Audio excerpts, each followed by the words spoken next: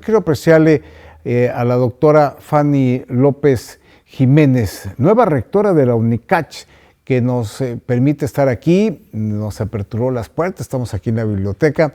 Doctora, gracias, felicidades. Muchísimas gracias, de verdad, muchas gracias. Esta es su casa, bienvenido. Pero para quienes tenemos el gusto de conocerla desde antes de que fuera rectora, sabemos de su gran trayectoria como investigadora, como docente, como arqueóloga. Y bueno, el tema que no podemos hacer a un lado nunca, ni dejaremos de hacerlo, fue el descubrimiento de la Reina Roja.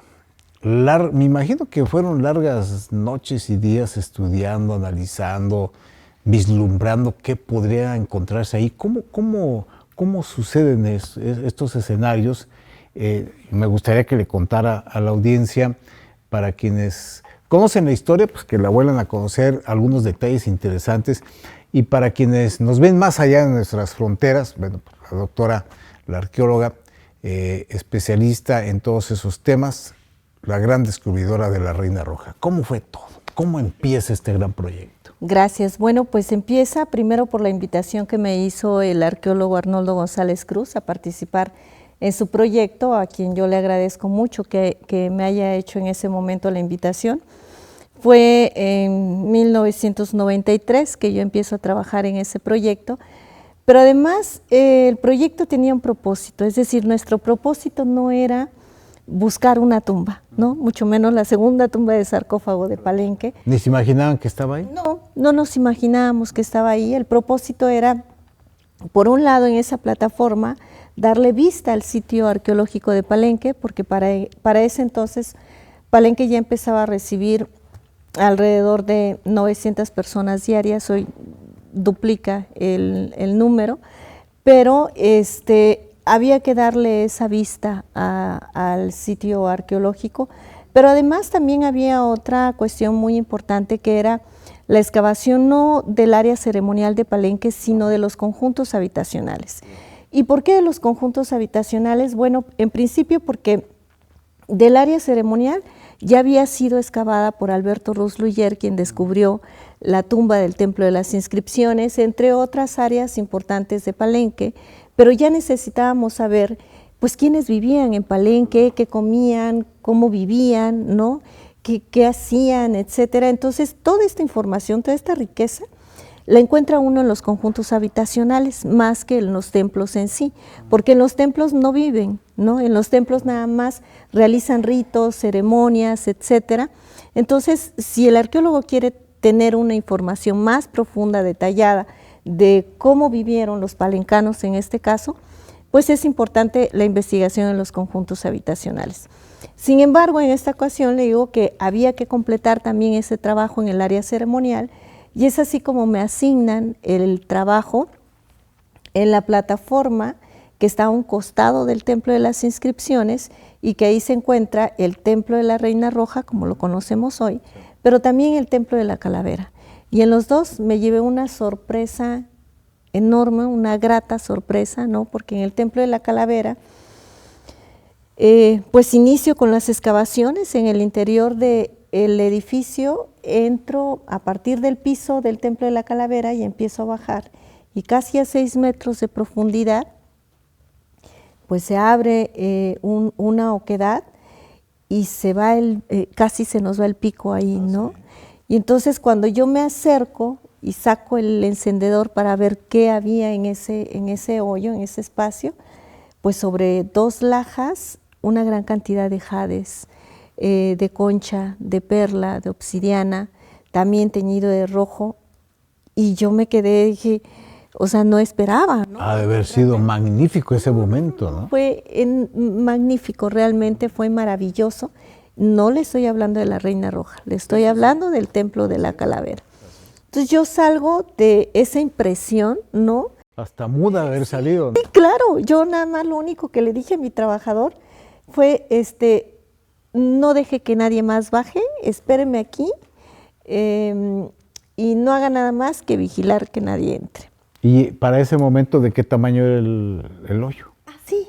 Okay. O sea, sí, cuando yo me acurruqué y metí mi mano, con mi cuerpo tapaba yo esa oquedad, ¿no? Entonces, pues ya salgo para avisar a mis compañeros. No quise avisar por radio porque si avisaba por radio iba a tener a todo mundo ahí. Chismelo, ¿verdad? Exacto, ya ve cómo es la gente.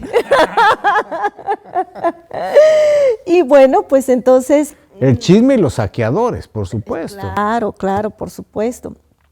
Y entonces yo había mandado a hacer una excavación en el basamento del Templo de la Reina Roja. ¿Qué buscaba yo ahí? Yo ahí buscaba escalinatas que conectaran esta plataforma con el templo, ¿no? Todo esto estaba lleno de vegetación, escombro del templo que se había caído y solo quedaba el basamento, la base del edificio. Y entonces yo dije, bueno, si excavo acá, voy a encontrarme con las escalinatas. El paso del tiempo, de los años, de los siglos, hizo que se fuera haciendo un surco con las lluvias. Ese surco deterioró las escalinatas que yo andaba buscando. Y cuando yo trazo justo ahí la excavación, pues ya no había escalinatas y lo que aparece es una puerta tapiada, ¿no? Si la escalinata no se hubiera deteriorado por el tiempo, yo no hubiera tenido, y hubieran aparecido las escalinatas, yo no hubiera tenido necesidad de desmontar eso realmente, porque no teníamos ningún patrón de decir, detrás de las escaleras se encuentra segurito una puerta, ¿no? No. Así que, pues paso enfrente de ahí y veo el edificio, la excavación, y digo, ¿y esa puerta? Fue el mismo día, el 11 de abril de 1994. Y me asomo y digo, ¿y eso? Le hablo a mi trabajador mudillo, sordomudo, y entonces le hago señas, ¿no? ¿Qué era eso? Me dice, no sé. Y le pido que me saque un espejito redondo que cargaba yo en mi bolsa. Siempre lo he dicho que ese espejito para mí es muy especial porque en el anverso tiene la foto de Chayanne. Entonces, yo dije, primo hermano de Pacal o qué, ¿no? Es mi historia con Chayanne que no sabe. Entonces alumbró con el espejito y los rayos del sol, porque se veía que la piedra estaba sentada y dejaba ver una rendija, y al iluminar con los rayos veo un pasillo limpísimo que topaba además la luz en otra puerta tapiada. Me fui a sentar debajo del almendro a analizar desde lejos qué estaba pasando en toda esa plataforma. A mí no me caía el 20, como decimos coloquialmente, ¿no? De que ante qué estaba yo, y trataba yo de visualizar todo el sitio arqueológico, el lugar en el que estaba la gran plaza, la tumba que me había encontrado y luego esto otro. Así que mando a llamar a uno de mis compañeros, ¿no? A Gerardo Fernández, y le digo que vaya, y ya viene Gerardo, y me dice, ¿y ahora qué te encontraste? Porque traes una rachita, que bueno. Le enseño la tumba de la calavera y se queda sorprendidísimo. Y después el acceso, ¿no? Y nada más le enseño con el espejito y los rayos del sol. Y decía, no, Fanny, esto está de locos, ¿no? Te rayaste, Fanny, te ha de haber dicho. Sí, algo más. Y bueno, ya es como preparamos la intervención para entrar en ese espacio, que fue un momento para mí de veras inolvidable, porque cuando yo entro y pongo un pie sobre ese espacio, al mismo tiempo estaba yo dejando 1994, que era ese momento, pero me estaba trasladando a otro tiempo, a otro momento en donde yo percibía olores diferentes. Es lo que te iba a preguntar, ¿a qué olía? Sí, ¿no? ¿Qué se veía? Porque uno se podrá preguntar, había telarañas, hormigas, ¿a qué olía? Era un espacio limpísimo. Limpísimo, no había telarañas, era como una obra negra, ¿no? Y todas las paredes se veían las piedras completamente húmedas, esa piedra caliza que cuando uno le pone agua se humedece inmediatamente. Así estaba todo el espacio, con fragmentos de estuco, con arena, el estuco es el relleno, ¿no? el repello, perdón, de cal que se le pone a las paredes, y todo eso escurrido sobre el piso, y yo tratando de dar los pasos de manera muy cuidadosa, porque pensaba que a lo mejor habían dejado alguna ofrenda y que yo podía pisarla, ¿no? Sin querer. Al mismo tiempo escuchaba yo a mis compañeros que me decían, adiós, Fanny, gusto de conocerte, ¿no? Como si yo ya nunca fuera a regresar a ese momento. Exacto, ¿no? Y entonces era ir alejándome de 1994 y atravesar un portal del tiempo.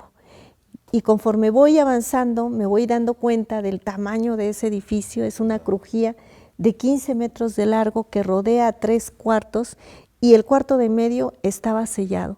Los de los lados podía uno entrar y salir sin ningún problema. Pero también iba yo viendo las paredes, ¿no? Tratando de buscar elementos, testigos de ese pasado. Y en eso logro ver un aplanado, y en el aplanado veo que hay huellas de las manos de las personas que hicieron eso de arcilla, ¿no? Entonces, ¿de qué tamaño? Del tamaño de mi mano. Ah, ¿sí? Cuando yo empalmo, porque no resisto ese momento, empalmo mi mano y mis dedos coinciden, sobre todo estos 3, con eso. Yo me transporté inmediatamente al pasado. Estaba yo 1300 años antes de ese momento. Entonces sí, fue algo magnífico, inolvidable para mí ese descubrimiento. Pues uno que no sabe de eso, y nomás bajaba uno antes la Gran Pirámide, sí, y se quedaba uno expectante, ¿no? De todo lo que vi ahí. Y después viene recorrer la lápida. O sea, después viene ya vimos el video, sí, que usted está así viendo y analizando, y sí, no nos gusta el chisme, pero ya vimos más o menos.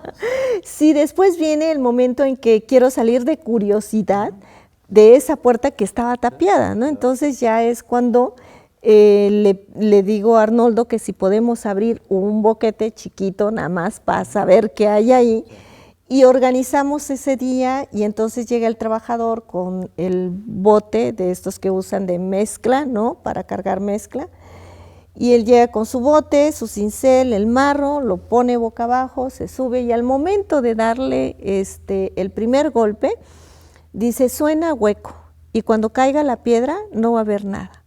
Así que en ese momento le digo a Arnoldo, nos va a hacer falta la luz. Arnoldo la consigue, cae la piedra, el trabajador se baja y yo aprovecho a subirme al bote, ¿verdad? Yo voy a aprovechar para ir a una pausa. No le cambie para seguir escuchando a la doctora Fanny López Jiménez, arqueóloga, rectora de la UNICACH. Esta parte que viene que es muy interesante, quizás usted ya la escuchó, pero interesante porque yo no le había escuchado muchos detalles a la doctora de todo lo que nos está comentando. Déjeme la pausa y ahorita regresamos.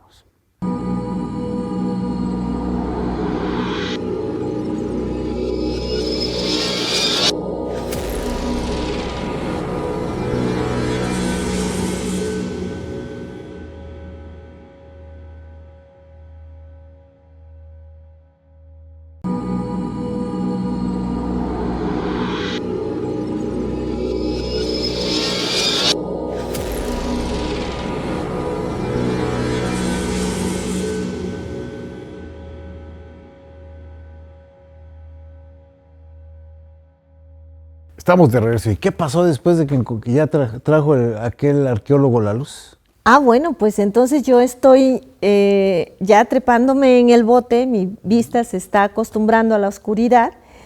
Cuando me jala Arnoldo de la cintura, todavía tengo cintura, por cierto, me jala de la cintura y se sube él al bote. Ajá.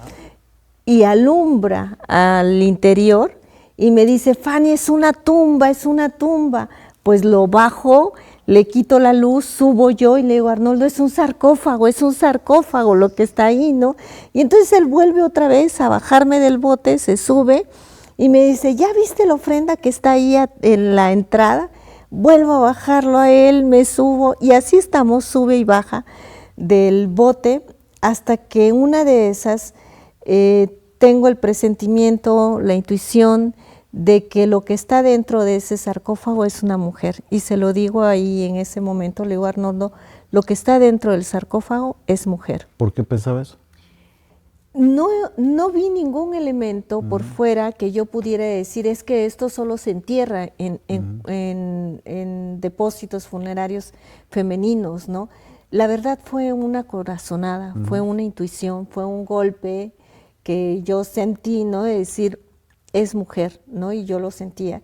Y entonces él con toda razón también me regaña en ese momento y me dice, la arqueología no es intuición, la arqueología es ciencia. Y estaba usted bien chavita, ¿no? Sí, yo acababa de egresar de la licenciatura y le dije eso, ¿no? Yo lo sé, acabo de egresar de la licenciatura y sé que arqueología es una ciencia, pero lo que en este momento mi corazón siente es que lo que ahí adentro hay es una mujer. A partir de ahí todo el mundo empezó a decir que yo me había encontrado a la abuela de Pacal, la mamá de Pacal, la tía, la hija, la sobrina, hasta la concubina de Pacal, ¿no? O a Chayanne. O a Chayanne. Chayanne me tiene que escuchar. Y bueno, resulta ser que pues ya todos los trabajadores nos escuchan y ellos son los Radio Pasillo. Sí, Radio Pasillo. Hasta los arahuatos sabían, los monos ya sabían que había yo encontrado a la abuela, ¿no? Y finalmente preparamos el momento para que después de esto yo tenía que terminar de excavar la tumba del Templo de la Calavera, me pasé a este otro edificio después de haber levantado... ¿Se aguantaron la emoción? ¿Cuánto tiempo? Sí, 2 meses, que fue lo que me llevó a excavar la otra tumba. Recogí 700 piezas entre jade, concha, perla, obsidiana, que ahora se exhiben en el Museo de Sitio. Sí. Pero ese trabajo me llevó 2 meses y después de eso ya fue que organizamos cómo íbamos a recorrer la lápida y fue que pusimos gatos hidráulicos, uno en cada esquina, como lo hizo Alberto Ruz en su momento. Y bueno, ya después de eso fue la madrugada del 1 de junio cuando estuvimos ahí trabajando. Estuvo como invitado el periódico La Jornada, fue Adriana Malvido, una periodista cultural que estuvo ahí tomando nota. ¿Y antes no les mataba la tentación, la curiosidad? Sí, sí, claro, porque en la lápida había un orificio y ese orificio se... ¿No lo hicieron ustedes? No. ¿Por donde meten la camarita? No. Yo pensé que ustedes habían hecho el hoyo ese. No. Ese orificio le conocemos como psicoducto. Ese psicoducto es el lugar por donde se libera el alma de la persona que ha sido enterrada en estas creencias prehispánicas, ¿no? Y a la hora de estar recogiendo, limpiando la lápida, levantando todo el incensario que estaba ahí, etcétera, fue cuando nos dimos cuenta de que estaba este orificio. La de Pacal lo tiene, pero va todo a la orilla de la tumba, pasa por las escaleras hasta que sale hasta arriba en el templo, ¿no? En el de ella nada más era este orificio. Y ahí fue donde metimos una camarita para saber qué había ahí adentro. Y cuando vimos dijimos, no, esto está plagado, ¿no? de jades, ¿no? De todo lo que había ahí adentro. Y ya después fue cuando empezamos a trabajar sobre cómo íbamos a levantar la lápida. Así fue que se puso un gato hidráulico y había una persona en cada esquina y al unísono decíamos 1 y se levantaba, ¿no? Se bajaba la palanca y se levantaba la lápida. Muy cuidadosamente, ¿no? Todo, porque además nos decían, déjame decirte que nos decían el Kinder Palenque. Éramos arqueólogos, pasantes en su mayoría, trabajando en un sitio tan importante como Palenque, y todos los arqueólogos estaban con las miradas puestas sobre qué estaba haciendo los niños en Palenque, ¿no? Así que no podíamos fallar, no teníamos que hacer las cosas mal de ninguna manera. Todo fue una excavación. ¿Y nadie les metió el pie? Nadie. Qué bueno. Afortunadamente, nadie. Hicimos, nunca falta. Debo reconocer, en ese momento estaba como presidente Carlos Salinas de Gortari, y él había dicho que si no hubiera sido economista, le hubiera gustado ser arqueólogo, y por ese gusto apoya 14 proyectos especiales a lo largo del país. y es así como se le aporta un gran recurso a la arqueología en ese momento y a este proyecto especial Palenque. También a Tonina, Chiapas se vio beneficiado con 2, y Palenque pues tenía mucho recurso en ese entonces, y ahí la verdad que la única dirección era la de Arnoldo González Cruz, ¿no? De dirigir a este equipo. El descubrimiento no es el descubrimiento de Fanny López Jiménez, es el descubrimiento de todo un equipo interdisciplinario, multidisciplinario, ¿no? Porque ahí había desde arquitectos, ingenieros, topógrafos, dibujantes, fotógrafos, arqueólogos, restauradores, ¿no? O sea, una gran cantidad, por supuesto, los que son los que más trabajan, ¿no? Que son los albañiles, peones, etcétera. Así que era todo un equipo que cada uno sabía lo que tenía que hacer, ¿no? El conocimiento que cada uno tenía que hacer, reflejado en un trabajo colaborativo. Trabajamos muy bien, todo lo hicimos de manera conjunta, estudiada, pensada en cada uno de los pasos que se iba a dar y cómo se iba a realizar este descubrimiento. ¿Y no les daba miedo, temor, incertidumbre con lo que había pasado muchísimos años antes con lo de Egipto?